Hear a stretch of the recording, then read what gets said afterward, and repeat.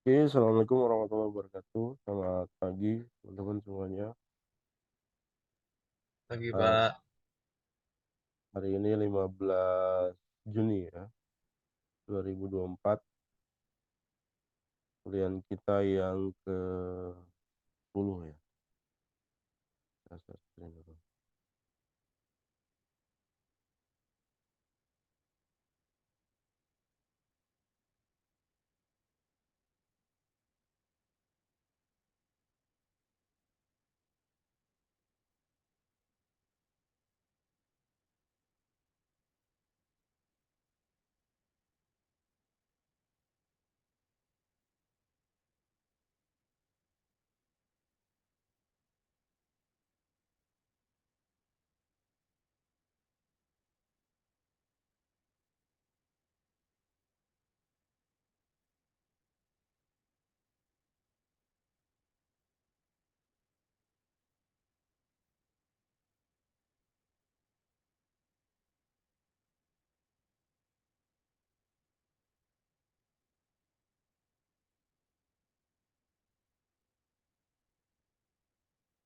Oke, saya buka kuisnya dulu ya.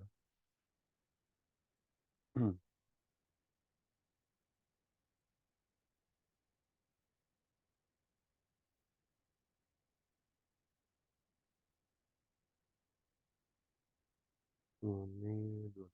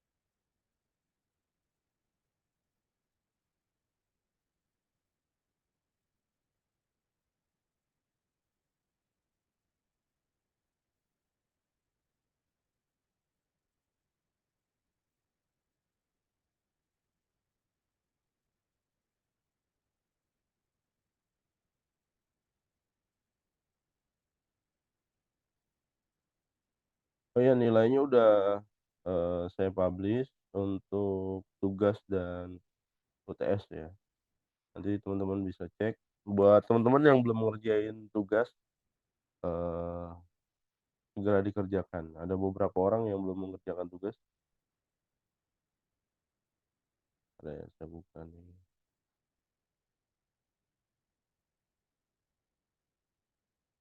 Tugas 6.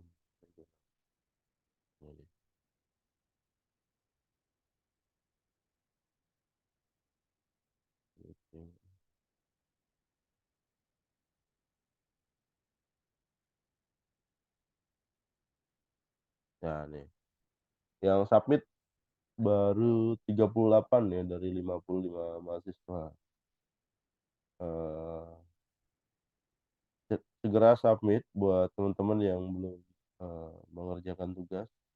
Kemudian di week 9, kuis sesi 9 baru ada 20 orang yang kerjain dari 55. Buat teman-teman yang belum mengerjakan, harap segera mengerjakan sebelum waktunya tutup ya, jangan nunggu tutup kuisnya.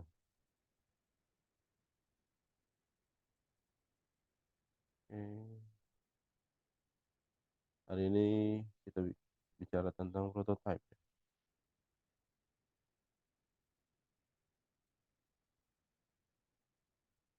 Oh, kemarin bukan prototype juga ya kita bicara ini.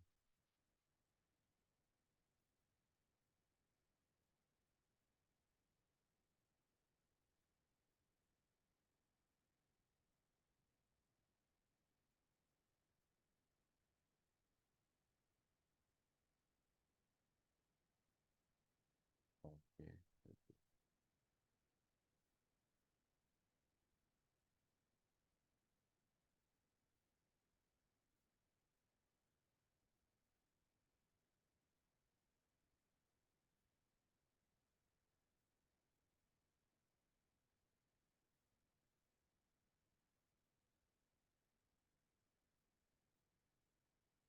Oke, di minggu ini bisa, kita bicara tentang, project usaha untuk prototype ya.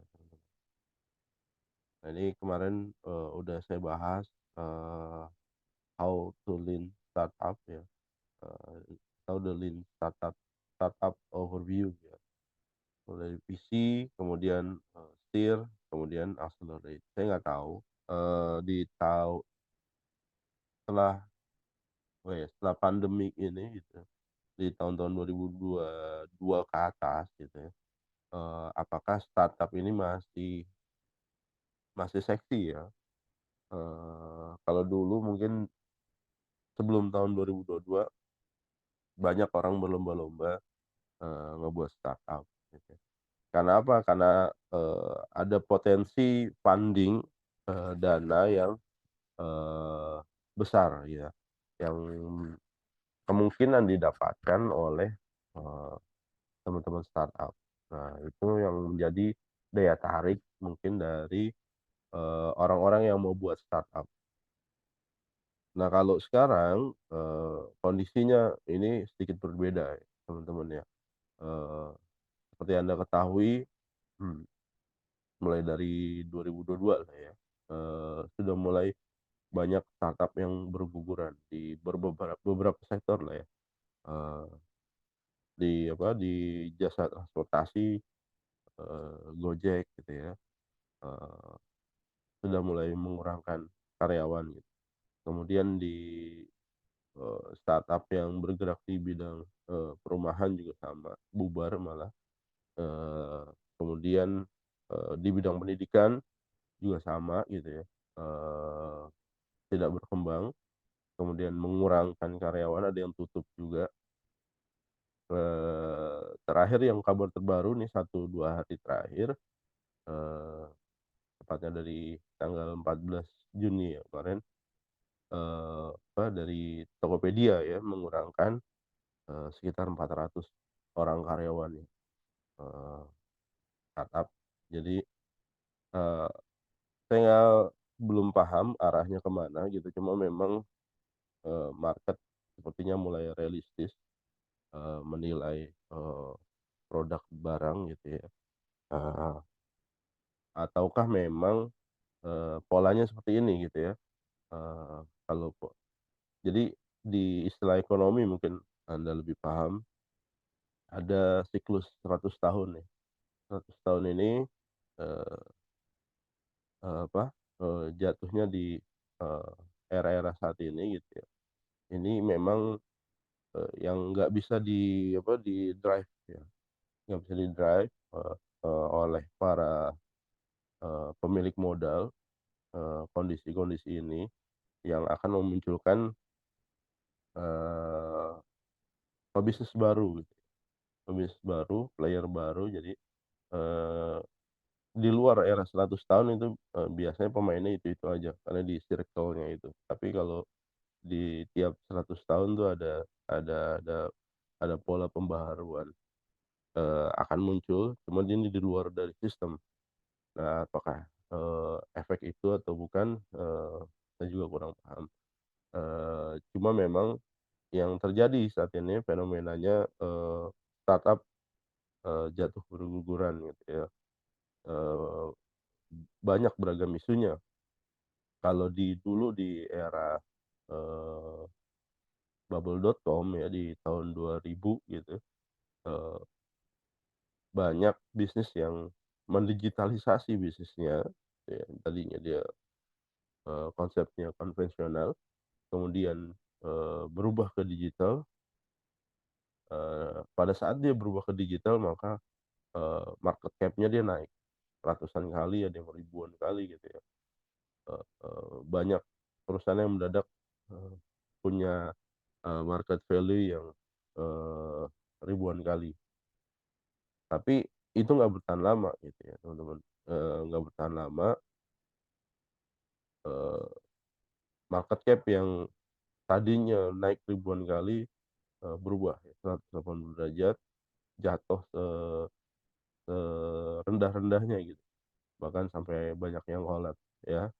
Karena apa? Karena, eee, layanan digital yang diberikan gitu ya, yang dihadirkan oleh perusahaan tersebut ternyata nggak bisa meng-cover, proses bisnis dari organisasinya.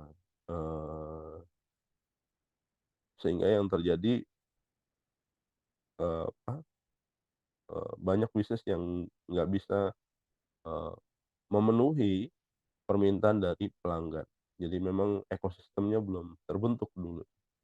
Akhirnya muncullah, istilah bubble.com. Banyak perusahaan-perusahaan yang meledak di era tahun 2000 itu, gara-gara efek digital, tiba-tiba dia, berjatuhan, berguguran. Kalau bubble.com tuh sama kayak Anda kalau nyuci baju pakai deterjen gitu, kita bilas airnya tuh, apa, deterjennya, itu ada busa-busanya tuh, busa-busanya tiba-tiba apa, membesar gitu ya.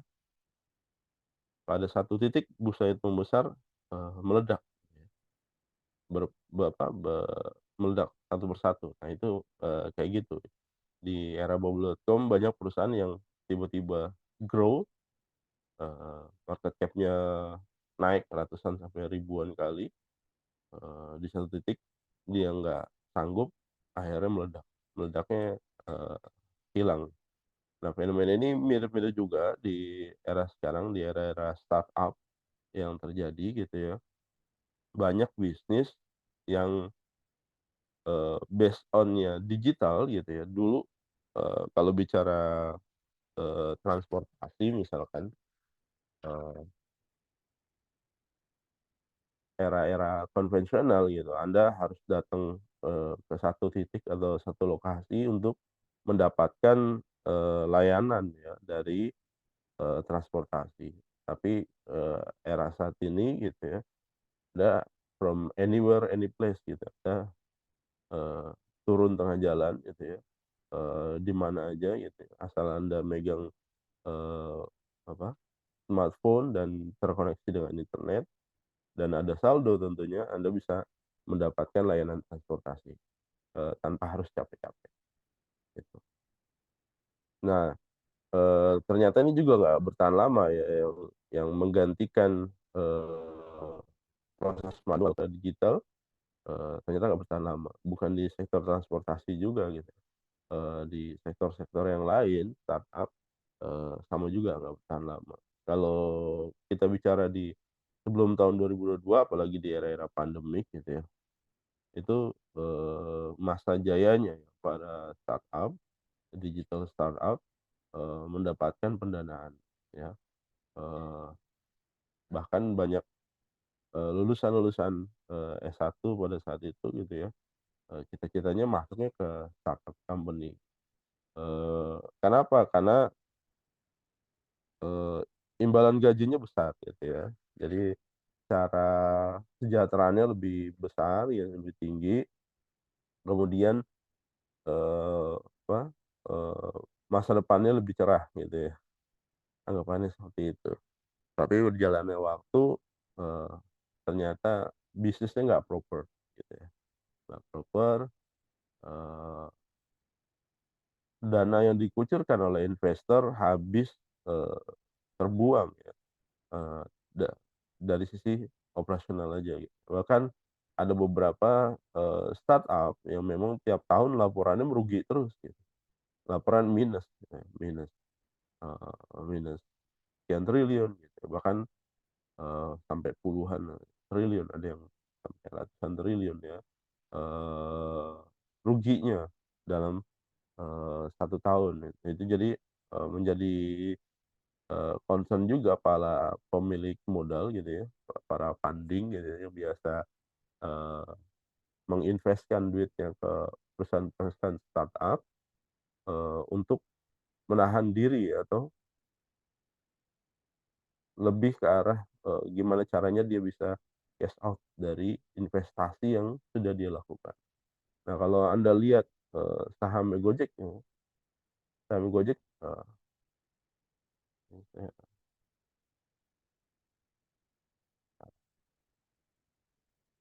ya harga saham. Kami Gojek udah mau, eee, udah mau turun ya, betul, udah mau ke 50 sekarang. Nah tuh lihat, 52 di perdagangan kemarin terakhir ditutup di angka 52, artinya, udah mendekati, harga 50 gitu ya teman-teman ya. Nah lihat nih, kalau kita tarik 6 bulan gitu ya, kelihatan kan ya grafiknya ya. Kalau kita tarik 6 bulan gitu ya, dari harga, 93 gitu, dia, terus bergerak turun ya, downtrend ini. Kalau kita lihat year to date-nya, tuh lihat 1 tahun terakhir loh, jauh banget. Nah ini harga harga saham Gojek yang tadinya di angka 300 something, hampir ke 400, sekarang udah, bergerak, downtrend ke 50. Artinya memang, perkembangan startup ini, mengkhawatirkan ya teman-teman ya. Eee, yang kemarin saya jelasin mungkin ada apa, ada good value namanya, good value. Startup ini mainnya di good value teman. Jadi, eee, saya ilustrasikan ada rumah makan Padang gitu ya, rumah makan Padang A dan B gitu ya, eee, lokasinya sama, NJOP-nya sama gitu ya. Cuma yang satu rame banget gitu ya, rame banget, yang satu enggak rame gitu ya. Omsetnya sama, tapi begitu dijual, rumah makan tersebut gitu ya, yang rame banget tadi makan Padang A katakanlah, itu dijual, seharga 5 miliar. Kemudian yang kedua rumah makan Padang B, itu dijual seharga 2 miliar. Jadi emang NJOP di daerah itu 2 miliar. Jadi, ada yang jual 5 miliar dengan, dengan potensi market yang banyak datangnya gitu ya. Ada juga yang jual cuma 2 miliar dengan potensi market yang datang yang biasa aja. Tapi dari sisi omset sama per tahunnya gitu ya. Eee, Gambarannya seperti itu. Jadi, eee, startup itu yang mana gitu ya, atau mungkin, eee, Gojek itu yang mana? Gojek itu yang rumah makan Padang A gitu ya teman-teman. Good value itu besar, kalau nggak salah sekitar, 80 atau 90 something, 90 triliunan, good value-nya itu. Nilai realnya itu, cuma sekian puluh triliun. Jadi memang over dari, nilai sebenarnya. Nah, good value ini perception ya teman-teman. Good value ini berdasarkan persepsi. Jadi kayak Anda, eee, apa, eee, ngelihat rumah makan Padang yang rame gitu ya, eee, anggapan Anda pasti omsetnya besar gitu ya, atau, eee, banyak yang bisa di-monetize di sana gitu ya. Eee, tapi nyatanya gitu ya, sampai saat ini dulu orang bicara tentang big data gitu ya, data is the, new mining gitu, apa, tambang baru, tapi sampai sampai sekarang, eee, belum kelihatan ya teman-teman ya, belum kelihatan, eee, orang yang punya banyak data, eee, bisa menguasai pasar. Jadi belum belum kelihatan ke arah sana gitu ya. Harusnya, dengan kalau bicara tentang big data gitu ya, harusnya, eee, Goto nih ya, saya nggak tahu apakah masih Goto atau bukan nih, karena Tokopedia-nya udah dijual ke ByteDance ya, ke TikTok, eee, jadi apakah Gojek ini ya, Goto yang market, nya besar ya di Indonesia, masih menjadi, bisnis yang seksi ya, karena mungkin anggapannya dengan, customer base yang banyak, dia punya banyak data yang bisa diolah gitu ya. Tapi sampai sekarang nggak kelihatan ya ke arah sana, eee, ini dalam 5 tahun terakhir ya, saham Gojek itu udah turun 80. 6%. Jadi jauh banget ya teman-teman ya. Jadi kalau kita bicara startup, ujungnya ke sana ya teman-teman. Nah ini, kalau Anda mau melahirkan startup ya, mulai dari visi gitu ya, terus kemudian, eee, steer ya, baru Anda accelerate. Nah mungkin kalau, kelas-kelasnya, eee, Goto, Bukalapak gitu ya, atau startup-startup yang lain udah mulai accelerate ya, move faster, atau memang dia menyesuaikan nih, menyesuaikan dengan, apa, eee, cash yang dia punya gitu ya. Dia mau ngegas terus ya, tapi ngabisin bensin gitu ya, kayak orang apa, narik angkot gitu ya. Kalau dia gas terus kan, cepet sampai, tapi penumpangnya nggak kebawa gitu ya.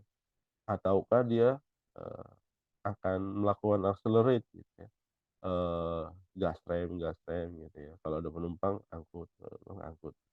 Cuma ada konsekuensinya nanti, yang harus dihadapkan, oleh bisnis tersebut gitu ya.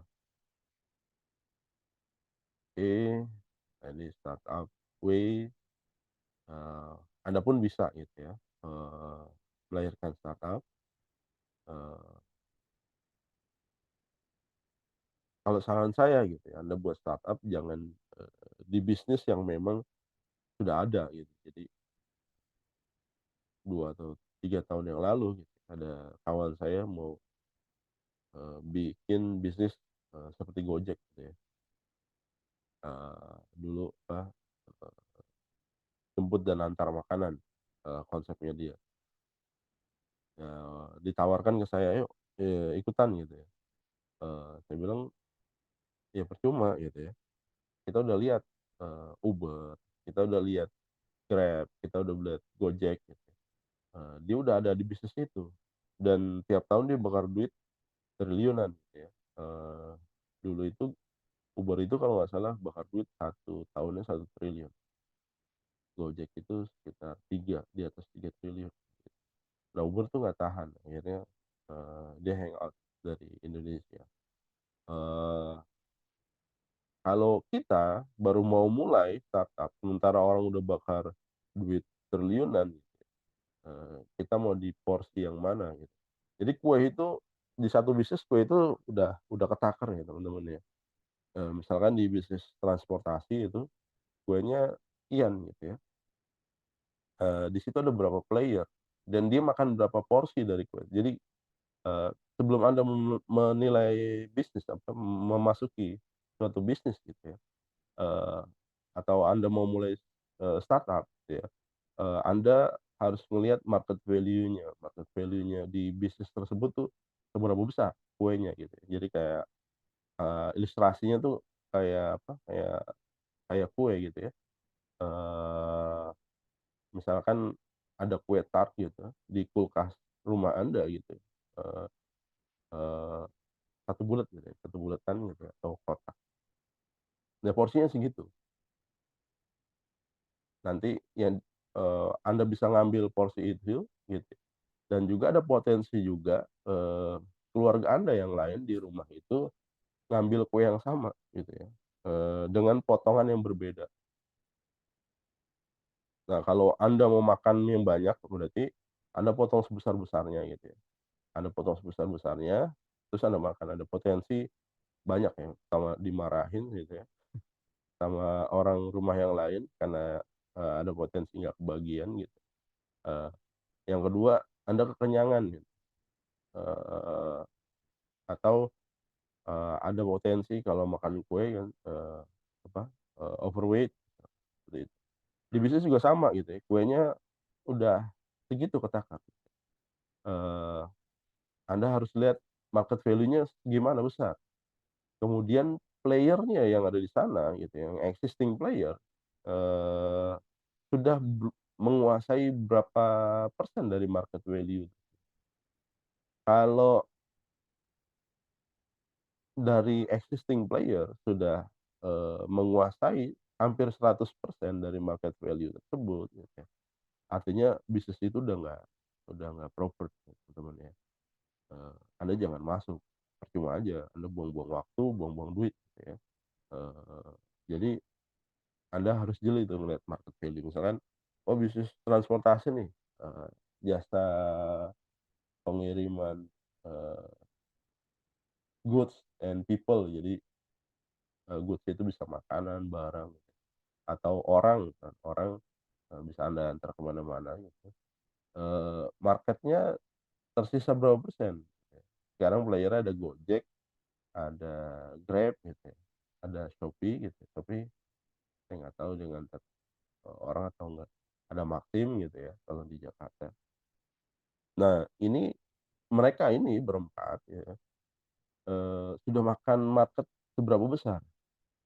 Kemudian ada market yang belum termakan atau belum. Jadi, kalau ilustrasinya tadi kue di kulkas gitu ya, eee, Anda harus lihat isi kulkas tuh, itu kuenya itu jangan-jangan memang masih ada kuenya gitu ya, belum dimakan sama anggota keluarga Anda yang lain, tapi sudah dipotong-potong nih. Jadi ini udah dipotong, ini kuenya buat, eee, apa, ibunya gitu, ini kue buat ayahnya, ini kue buat adik, ini om dan tante dan segala macam gitu ya. Nah, kue yang available yang mana? Apakah masih ada potongan gitu ya, ataukah memang nggak ada, udah nggak ada potongan lagi gitu ya, semua kue udah di-grab, eee, sama anggota keluarga yang lain. Nah, kalau kayak gitu kondisinya teman-teman, saran saya Anda nggak usah masuk gitu ya, eee, karena apa, untuk ngerebut kue dari, anggota keluarga yang lain, itu butuh cost yang besar. Anda lobi-lobi misalkan ada nih, "Kuenya buat saya deh, saya ganti nih pakai duit sekian." Ada lobi lagi tantenya, omnya, dan segala macam. Itu cost-nya lebih besar. Tapi kalau misalkan, Anda lihat, oh ternyata masih ada kue yang nganggur nih ya, sekian persen. Nah itu baru Anda hitung teman-teman, masih ada proporsi kuenya, Anda hitung dengan investasi yang akan Anda keluarkan, dengan effort yang akan Anda, jalankan gitu ya. Eee, Kira-kira dengan investasi dan, uang yang Anda keluarkan masih masih proper nggak? Memungkinkan nggak gitu? Misalkan Anda, analisis gitu ya, eee, biar saya bisa dapat kue yang tersisa gitu ya, saya butuh duit sekitar 1 triliun, katakanlah ya 1 triliun, potensi marketnya, yang tersisa ternyata cuma 500 miliar. Jangan masuk teman-teman, karena udah ada Anda potensi rugi 500 miliar. Ngapain capek-capek gitu ya. Mendingan cari bisnis yang lain. Kecuali misalkan marketnya 500 miliar, oke, kemudian, uang yang keluar 1 triliun, tapi dalam tanda kutip, dengan 500 market cap yang 500 miliar ini, ada goods value-nya sekitar sekitar nilainya 3 triliun katakan. Nah itu Anda bisa masuk. Nah itu celah-celah, startup gitu ya. Nah dia main di good value-nya. Cuma cuma, eee Anda harus perhitungkan gitu ya, kapan Anda harus menarik diri dari bisnis tersebut gitu. Jadi misalkan, Anda keluar 1 triliun, market cap-nya 500 miliar ya. Anda masuk, Anda grab tuh 500 miliar semuanya, eee, dan berikut dengan goods value-nya gitu ya, sekitar nilainya 3 triliun, itu goods value nggak kelihatan teman-teman ya. Nah goods value ini, seiring berjalannya waktu, tahun ke tahun, bulan ke bulan gitu ya, hari ke hari gitu ya, itu akan selalu turun teman-teman, kalau nggak di-maintain dia turun. Tadinya 3 triliun misalkan, dia akan turun 2,5, 2 triliun, 1 triliun, segala macam. Saran saya begitu masuk, Anda dapat 3 triliun, maka yang Anda lakukan adalah Anda harus punya strategi untuk segera keluar, untuk segera keluar. Anda jual, bisnis Anda gitu ya. Anda jual, kalau Anda jual sporadis gitu ya, udah berantakan tuh, bisnisnya gitu ya. biasanya orang jual pelan-pelan. Itu yang dilakukan sama, eee, apa, para pemegang saham dan pendiri dari startup-startup ya, entah itu GoTo dan segala macam gitu ya. Dia menarik diri, dia mulai jual jual jual jual, sisalah orang yang, FOMO ya, FOMO itu, eee, apa, eee, orang yang suka berangan-angan gitu. Itu eee, yang ketinggalan gitu, yang merugi. Nah itu saran saya seperti itu teman-teman ya. Sama kayak, ada teman saya gitu ya, dia buka, franchise makanan gitu ya, ada satu produknya yang lumayan terkenal gitu ya, eee, saya nggak bisa sebutkan namanya, eee, dia, bisnisnya sebenarnya kecil, kalau saya lihat dia jualan gorengan, eee, tapi dia mencitrakan, bisnisnya itu, untuk menaikkan good value-nya, good value-nya sebesar-besarnya gitu ya. Jadi begitu dia buat bisnis, dia citrakan gitu ya, dengan sosial media dan segala macam, akhirnya ini bisnis UMKM ya temen-temen, akhirnya booming bisnis itu, booming, eee, goods value-nya udah kelihatan, begitu booming, eee, dia langsung pasang strategi buka franchise.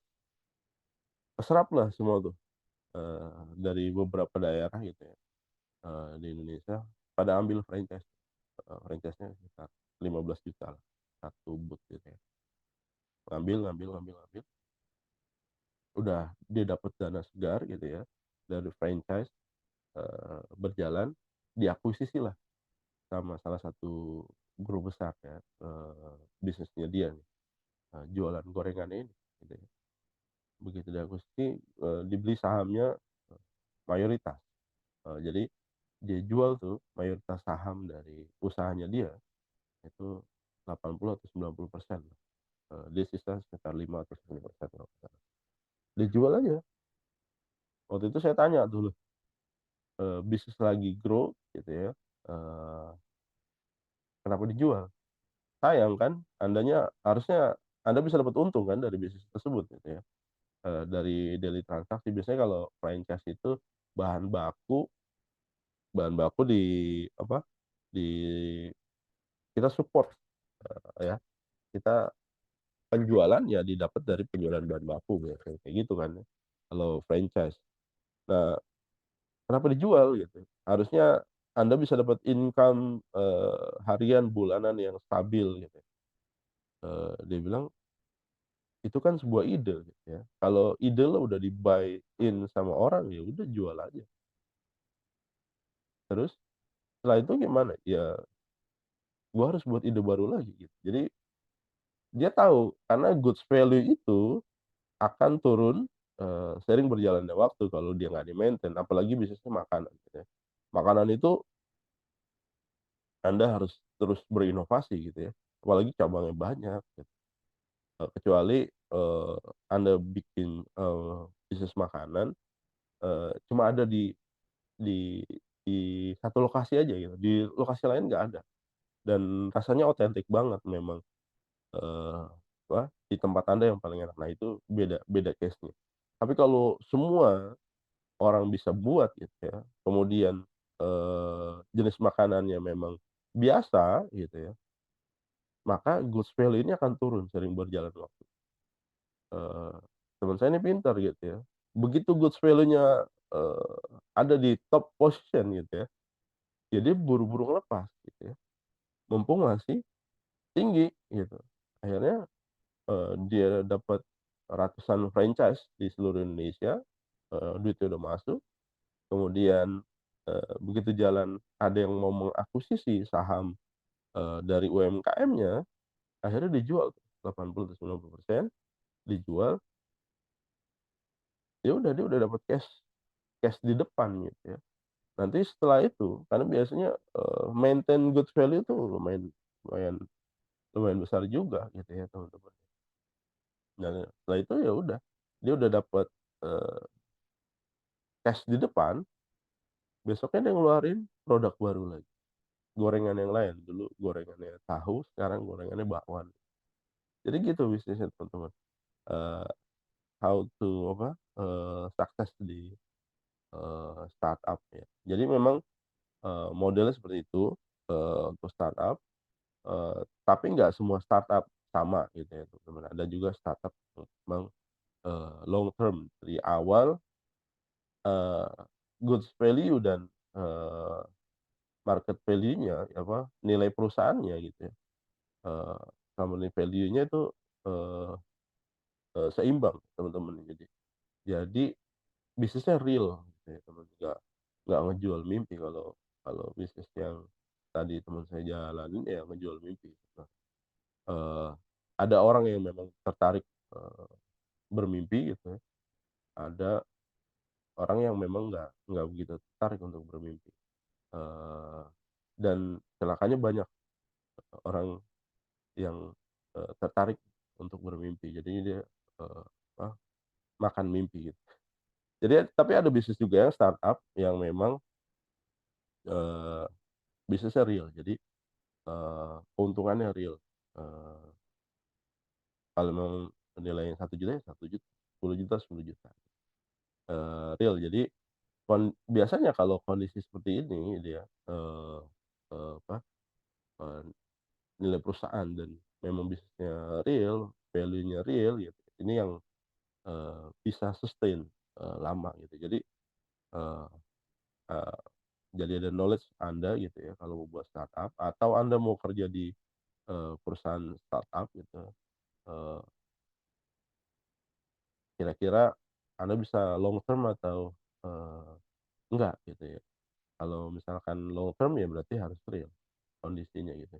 Jadi kalau begitu Anda mau meng-apply di satu company gitu ya, dilihat aja bisnisnya tuh, ini real atau enggak, kira-kira value-nya besar atau enggak gitu. Kalau apalagi perusahaan-perusahaan yang udah IPO udah bisa kelihatan gitu ya, udah bisa kelihatan, value-nya berapa gitu, dari laporan keuangannya udah kelihatan. Dia rugi berapa banyak gitu ya, dia untung berapa banyak udah kelihatan.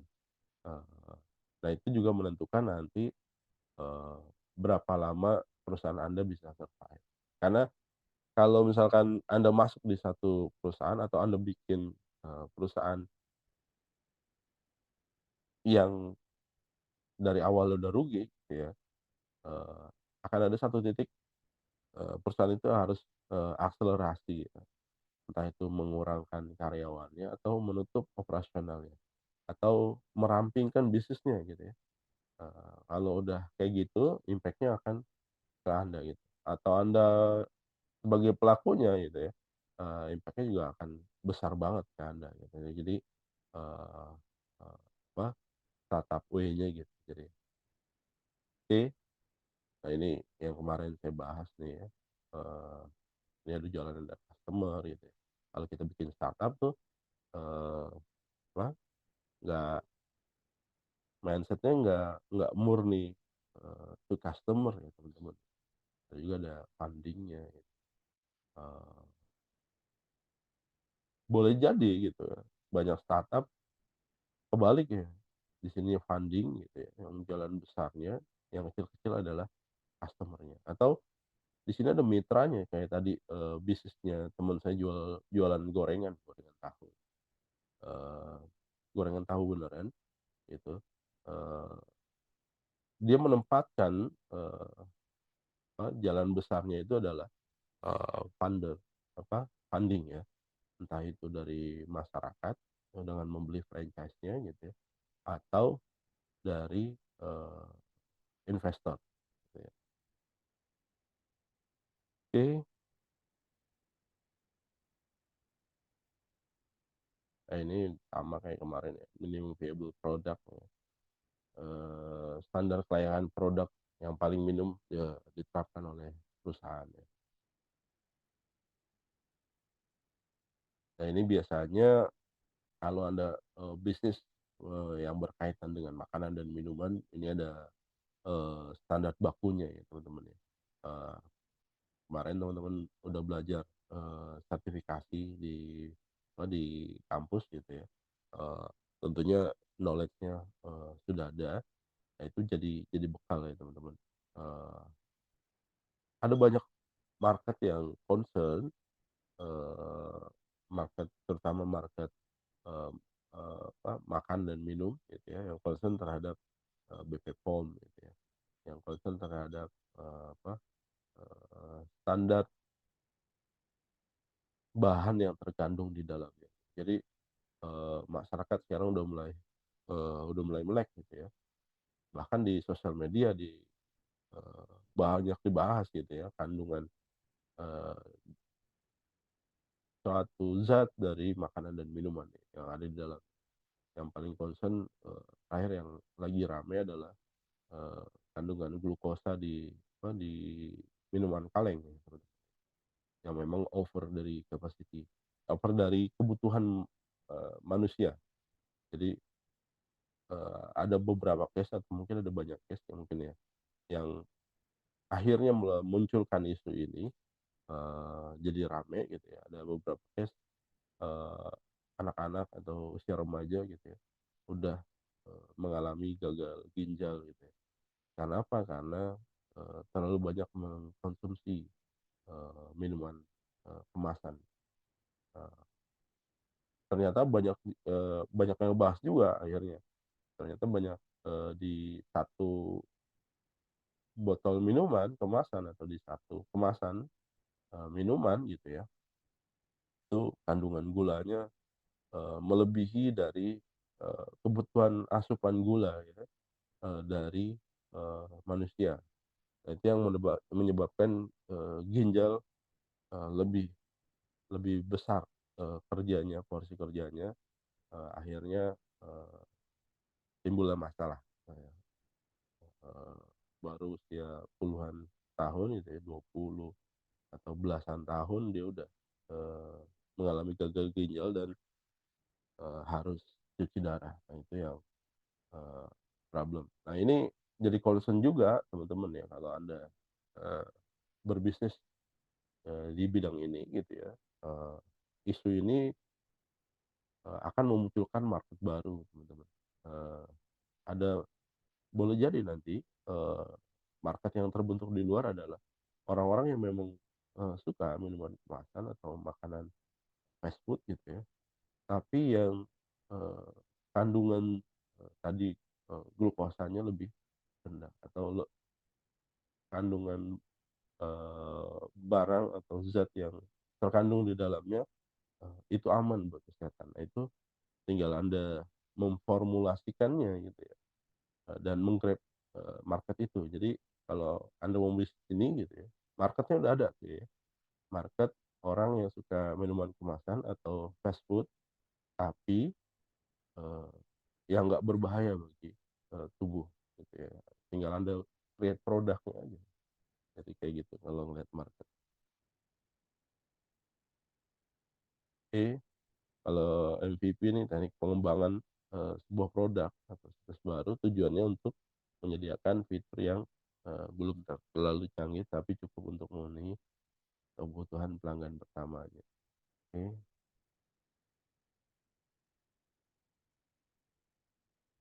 Fungsi utama MVP meningkatkan minat pelanggan terhadap produk yang diluncurkan, kebanyakan, startup menggunakannya dengan, tujuan tersebut. Misalnya, apa ada, Dropbox ya, Uber gitu. Kemudian, eee, ilustrasinya misalkan perusahaan, meluncurkan produk donat, pengembang tim pertama, akan merancang prototipe donat ya. Pengembang merencanakan bahan baku apa saja yang digunakan, kemudian bentuknya, sampai ke rasa donatnya gitu ya.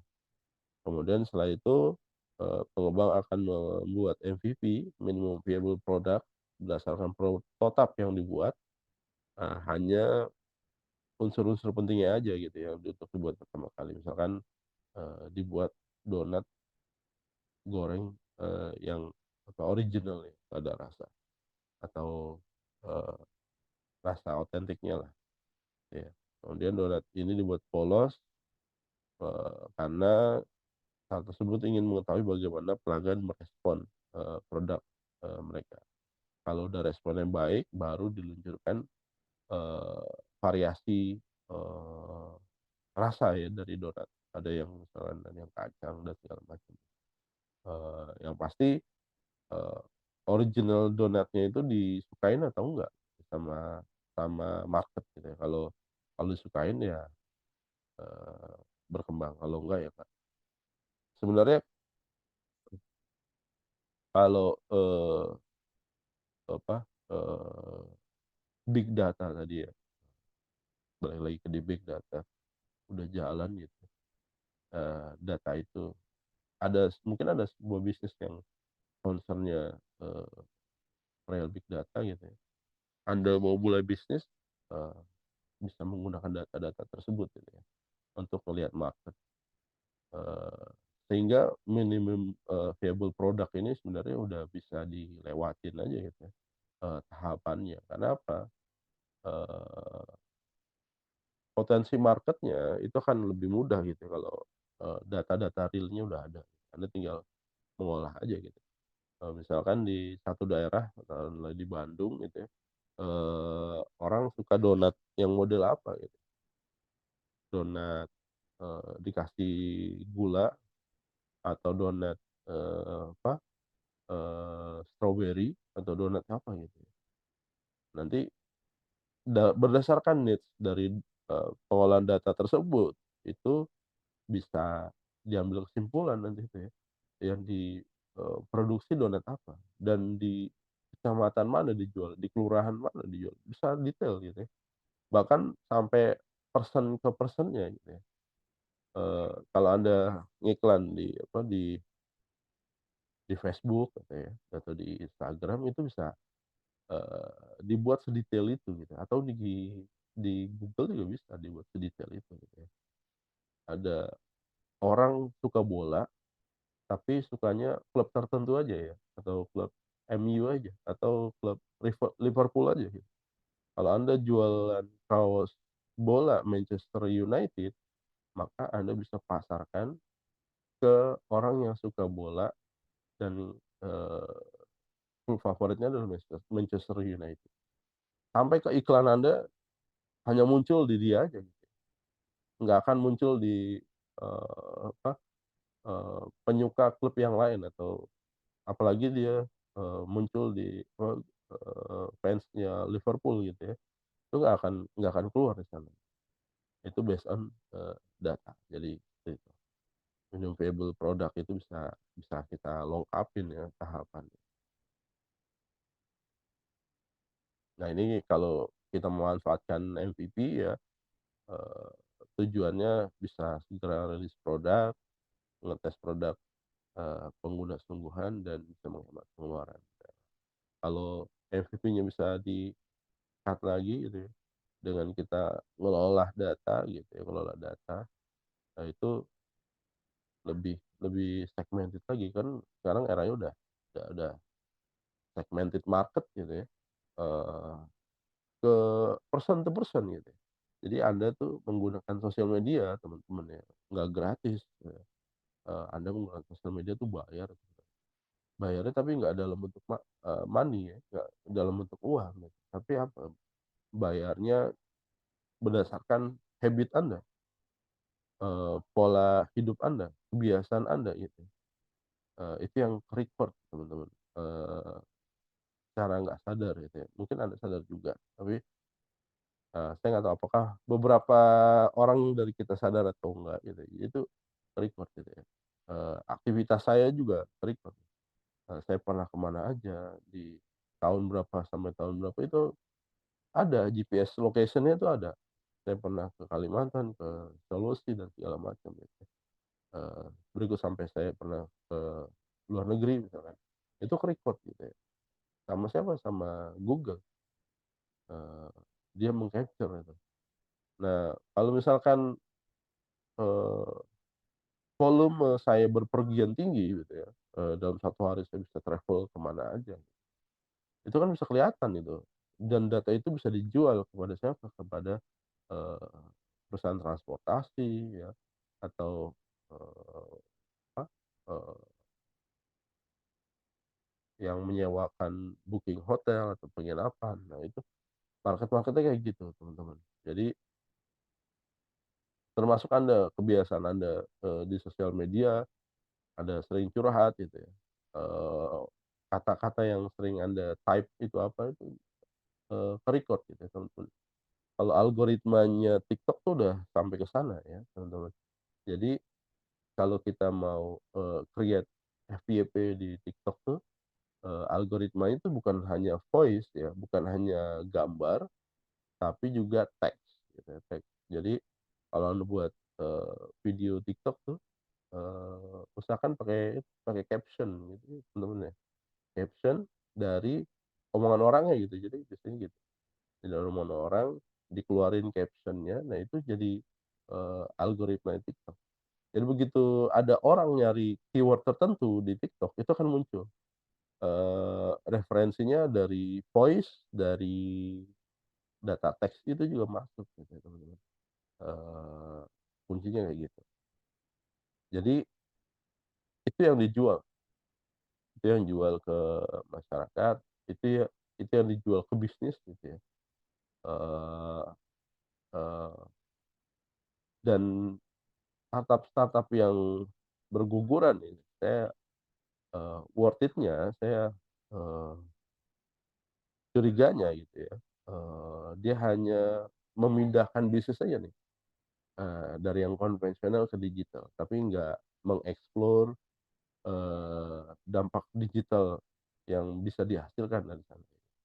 Kayak Google tuh udah mulai monetize, Meta dengan Facebook dan Instagram-nya udah mulai monetize gitu. TikTok nih, masih dalam perjalanan, mungkin, nggak lama lagi juga mau monetize.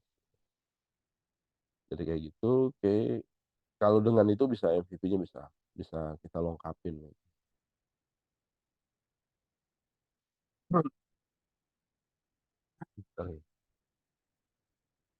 Nah ini keuntungan metode MVP ya, eee, resiko gagal rendah gitu ya, dengan, data juga lebih rendah lagi. Bahkan potensi, gagalnya akan, eee, bisa dihilangkan. Bayangin aja Anda jualan kaos bola MU ya, ke pelanggan yang memang fansnya MU. Potensi kebelinya pasti besar, potensi nggak kebelinya hampir nggak mungkin gitu teman-teman. Kalau dia udah fans banget sama MU pasti dia beli gitu. Apalagi kaosnya, bergambar apa, ada tulisan, nama, pemain favoritnya misalkan atau, eee, ada nomor pemain favoritnya ya pasti kebeli gitu ya. Kemudian ada yang kedua meminimalkan dana pengembangan. Nah, eee, di, data mining itu udah nggak ada lagi data pengembangan produk gitu ya, dana pengembangan produk. Kita buat hanya berdasarkan needs dari customer. Jadi konsepnya udah, berbeda ya, pull dan push gitu ya. Kalau dulu kalau kita mau jualan gitu, kita memproduksi barang terus kita lempar ke pasaran gitu ya, untuk melihat respon dari marketnya. Kalau sekarang udah beda gitu. Kita kita produksi hanya berdasarkan, needs-nya dari customer. Kalau yang MVP ini mendapatkan umpan balik, feedback, eee, dan mendapatkan nilai plus saat funding. Karakteristiknya, nilainya cukup ya, meskipun belum memiliki fitur yang sempurna, kemudian menunjukkan keuntungan di masa depan dan, menyediakan sarana, eee, feedback atau umpan balik. Jadi right way to do MVP ya, eee, mulai dari functionality, reliability, usability, sampai ke brilliant design. Jadi, yang tadi ya, kalau donat mulai dari yang original gitu ya, kemudian, eee, berikutnya udah mulai ke taste, berikutnya udah mulai mengarah ke, produk unggulannya apa gitu ya, yang yang yang akan dijadikan eee, apa, barisan terdepan untuk produk yang akan dijual. Nah ini ya MVP ya. MVP itu bukan kayak orang beli mobil nyicil ya, karena duitnya baru 10 juta dia beli ban dulu, kemudian berikutnya dia beli bodinya, kemudian dia baru beli penutupnya, nggak gitu ya. MVP itu mulai dari sesuatu yang kecil ya, mulai dari sepatu roda, skateboard gitu ya. Kemudian, eee, dia udah mahir naik ke tahapan berikutnya, eee, sepeda gitu ya, kemudian udah lanjut dia, beli motor gitu ya, sampai ke mobil ya. Nah, contohnya MVP seperti itu, pengembangan bertahap. Jadi, tidak menghilangkan fungsinya gitu ya, sebagai kendaraan. Kalau ini kan, eee, nggak ada meaning gitu ya, beli ban buat apa, nyicil beli bannya itu. Kalau ini udah clear ya, apa, sama-sama transportasi, cuma memang, eee, volume dan medianya berbeda. Nah ini kemarin Airbnb start dari yang dia homeless gitu ya, kemudian dia nyewain kasur, sampai berkembang-berkembang sekarang, apa, mengelola, rumah orang ya untuk, disewakan. Dia hanya modal aplikasi dan manajemen, dan dia bisa punya bisnis di, banyak negara gitu. Boleh jadi juga, eee, kalau memang, bisnisnya real, harusnya real ya teman-teman nih, karena modalnya nggak gitu besar kalau menurut saya, eee, dan user-nya udah banyak ya, Airbnb itu udah, terkenal gitu, good value-nya juga besar nih. Saya nggak tahu apakah pendiri awalnya sudah cash out gitu ya, udah keluar atau belum. Oke, teman-teman ada yang mau ditanyakan? Silakan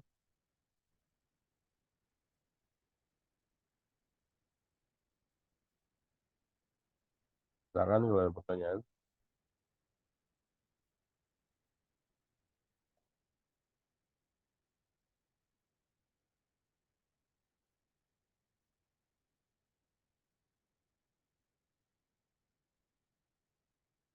Nggak ada? Oke, kalau nggak ada, saya rasa cukup, pertemuan hari ini. Terima kasih atas perhatiannya. Mohon maaf atas segala kekurangan. Selamat pagi. Assalamualaikum warahmatullahi wabarakatuh.